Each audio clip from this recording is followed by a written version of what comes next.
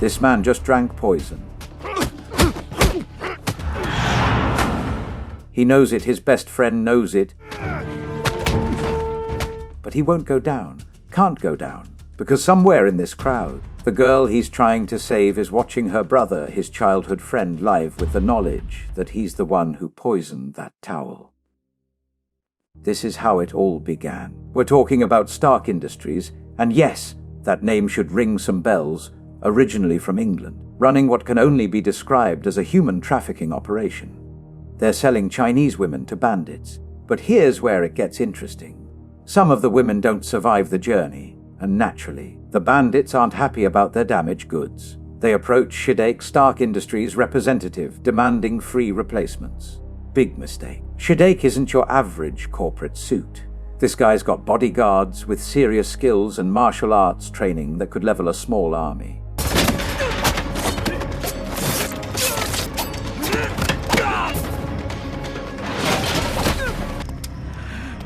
The bandits learn this the hard way when they're swiftly defeated and sent packing. Now, let's fast forward to Hong Kong, where the real story begins. The streets are alive with festive energy, it's holiday season, and everyone's in celebration mode.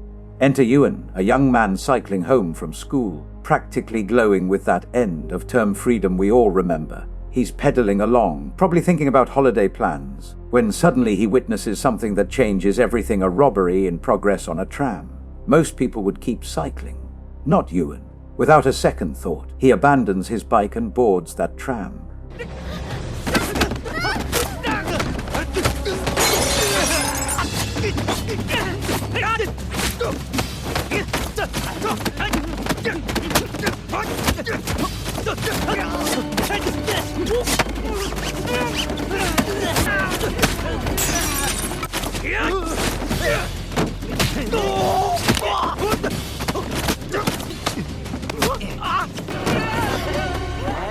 Euan unleashes Wing Chun martial arts skills that are absolutely devastating. Just when they think they can escape, another young man appears, Ao Feng, who's got his own score to settle with these guys. Turns out they tried to rob his mother and little sister. The reunion that follows is pure friendship gold. Euan recognizes Ao Feng as his childhood friend from Foshan. Ao Feng, grateful beyond words, insists on treating Euan to dinner. They reminisce about old times, and Ao Feng extends an invitation that'll change both their lives. Stay at his place for a few days before heading home. He mentions he's got a rickshaw rental business and some guys working for him. Euan, being the loyal friend he is, accepts. At Ao Feng's residence, Euan meets Xiu Chan, Ao Feng's younger sister. She's shy, charming, and immediately feels guilty about Euan's school bag getting damaged during the rescue. The next day, she decides to buy him a replacement bag, a simple gesture that sets up something much more complicated. While browsing in the shop, two men approach Xiu Chan with business cards and smooth talk about becoming an artist. These guys have red flag written all over them, but before anything can develop, Euan shows up and they vanish like smoke. Ao Feng arrives shortly after, completely distracted by rambling about some actress he idolizes. Young love and celebrity crushes, some things never change. That evening, Euan helps Ao Feng with the rickshaw business, and they pick up a fascinating passenger, Shihua, head of a leading Hong Kong newspaper company, traveling with one of her cameramen. She's impressed enough with Euan to hand him her business card. Little does anyone know how important this connection will become. But the night takes a dark turn. As they're heading home, Euan spots something that makes his blood run cold. Women being forcibly dragged to the docks. His instincts scream that something's wrong, but Ao Feng grabs his arm. Don't interfere, he warns. Those people work for Stark Industries. They've got enormous influence in Hong Kong. Here's where we see what Euan is really made of. Influence, power, connections, none of that matters when innocent people are being hurt. He marches straight to those docks and discovers something worse than he imagined. More women being held captive. When he demands their release, the thugs laugh in his face and attack. Ao Feng, realizing his friend won't back down, jumps in to help with a brilliant lie. He tells the thugs Euan is Detective Lu's son. It's a desperate gambit to get them both out alive while saving the women.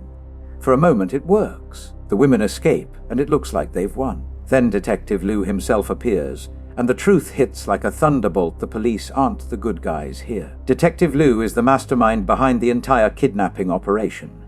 The very people meant to protect society have become its predators. Liu orders his men to kill both Feng and Euan. There's no talking their way out of this one.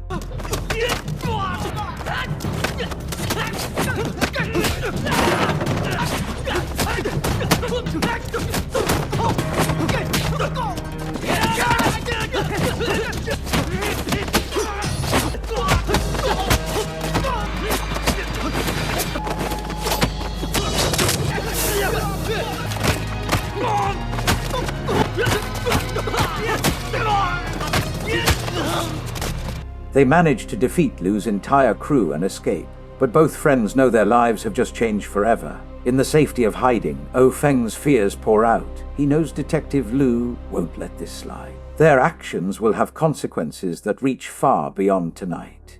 Euan, understanding the weight of what he's dragged his friend into, makes a promise that shows his true character. He'll take responsibility for everything, no matter how difficult it makes things for Feng. When they finally make it home, Xuqian and friends are waiting to celebrate the new year. She's even prepared a gift for Euan, wooden dummy pads for Wing Chun practice. It's a beautiful moment of normalcy after the chaos, and naturally everyone wants Euan to teach them martial arts. Over time, they become not just students but a tight, knit family bonded by shared training and growing friendship. Meanwhile, darker forces are moving. Shirake meets with Hong Kong's police chief and his cronies, revealing the full scope of the corruption. The police have been taking bribes to turn a blind eye to the systematic kidnapping of women. When the chief demands more money and threatens Shirake over his brutal daytime operations, the response is swift and violent. Shirake stabs the chief in the hand and makes it clear who's really in charge. Euan takes time to visit his teacher in Foshan, a Wing Chun master who teaches him new techniques while helping massage customers. It's a peaceful interlude that emphasizes the spiritual and disciplined side of martial arts, contrasting sharply with the violence they've encountered. But peace never lasts. Detective Liu and his men storm Feng's residence for revenge. They beat Feng mercilessly while his mother begs them to stop. Euan arrives just in time to see his friend being brutalized, and all hell breaks loose.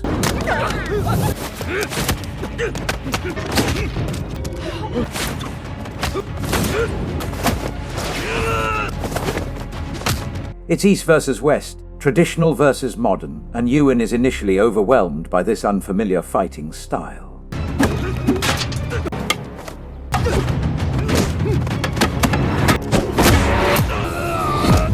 Meanwhile, Feng and his friends are outnumbered but fighting desperately. When one of Feng's friends is seriously injured and the house is destroyed, something breaks inside Feng. He turns on Euan, blaming his principles of justice for bringing destruction to their lives. The betrayal cuts deeper than any physical wound.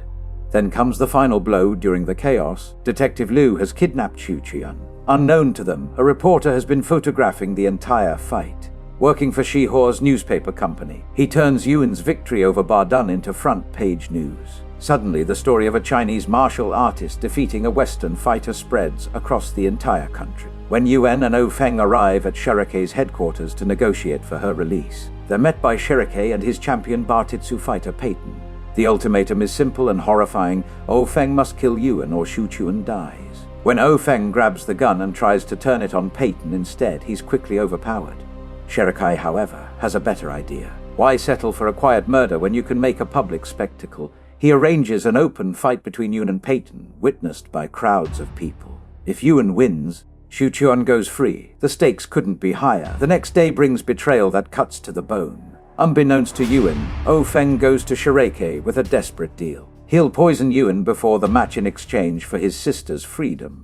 It's the impossible choice between friendship and family, and Feng makes the decision that will haunt him forever. Reporters flood the scene as news of the East versus West showdown spreads. The entire country is watching. Even Yuan's master travels to witness the fight.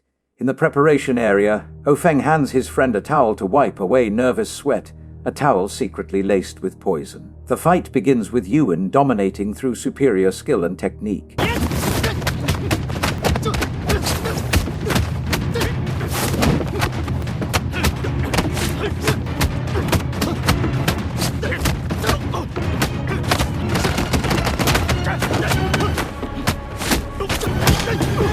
His Wing Chun flows like water, precise and devastating. But then something changes. He starts looking unwell, his movements becoming sluggish, his concentration failing. Peyton, sensing weakness, unleashes a series of brutal attacks that leave Euan reeling.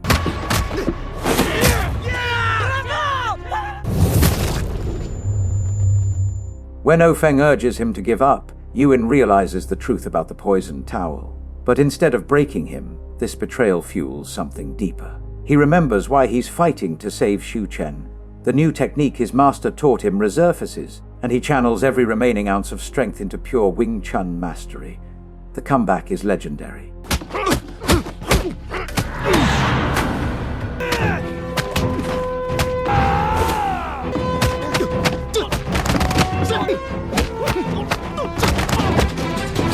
Euan defeats the British Bartitsu expert and maintains the honor of Chinese martial arts. But Shiraikai, predictably, has no intention of honoring any deal. As Euan stands victorious, a hidden gunman takes aim. Feng sees the shooter and realizes that despite everything, the poison, the betrayal, he can't let his childhood friend die. He throws himself into the line of fire, taking the bullet meant for Euan. Both friends collapse, unconscious and bleeding. Euan's master and friends manage to rescue him and get him to a hospital, but Shiraiki's men are still hunting.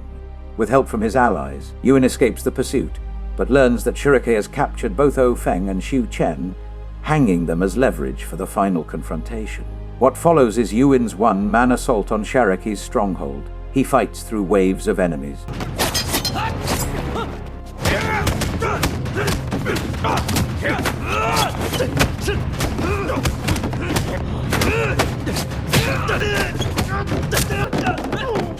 When he finally reaches Shiraiki's room, even a gun pointed at his head can't stop him from delivering justice.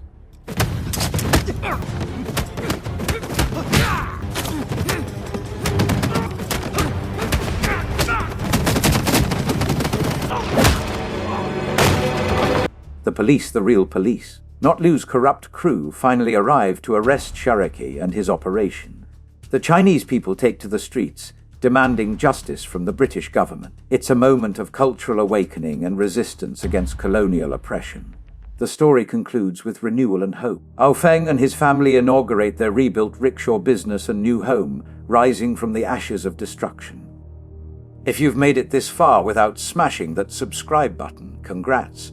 You officially have more self-control than I do at a buffet. But seriously, hit subscribe. I waste my life watching movies so you don't have to. It's the least you could do.